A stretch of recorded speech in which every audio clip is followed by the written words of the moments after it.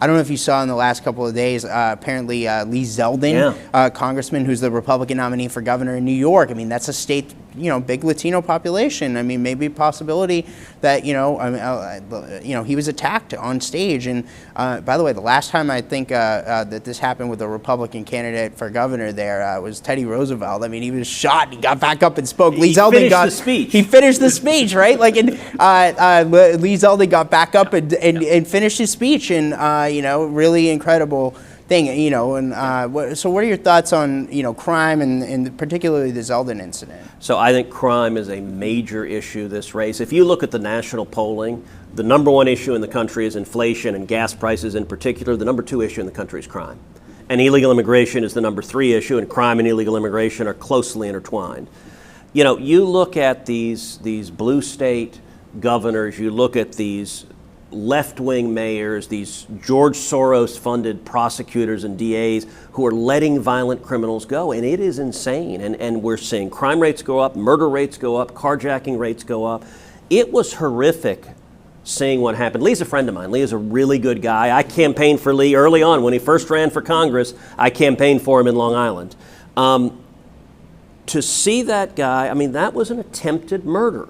And thankfully, Lee reacted quickly, grabbed the guy's wrist and held it away, and then the guy was tackled and disabled. But, it was really within hours, they let him go. The attempted murderer got let go because New York has this cash-free bail system where basically, hey, you're a violent criminal, let's put you back out on the street. And so many of these crimes are being committed by violent criminals who've been let out on the street by these Democrat politicians, and they do it over and over and over again. It's quite striking. Yesterday, Lee Zeldin put out his first digital ad, and the digital ad is on crime and cash-free bail, and talking about, the idiotic New York district attorney where you had a robber come in and try to rob a bodega, or as Jill Biden would call it, a bagada, and the clerk defended himself, killed the robber, and so the New York DA prosecuted the clerk who was the victim of the robbery. And it's a sign of just the insanity. And I do think in the Hispanic community, I think in the African American community, I think in even white liberals, there's an old joke that a conservative is a liberal who got mugged.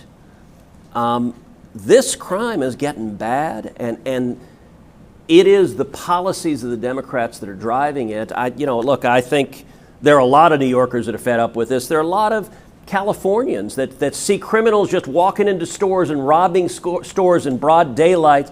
You had to laugh at seeing Starbucks closing its stores all over the country because of the crime policies of left-wing DAs. Starbucks is one of the most left-wing companies in the country. They support all of these left-wing politicians, and now they're getting bitten by the idiotic policies those politicians are putting in place.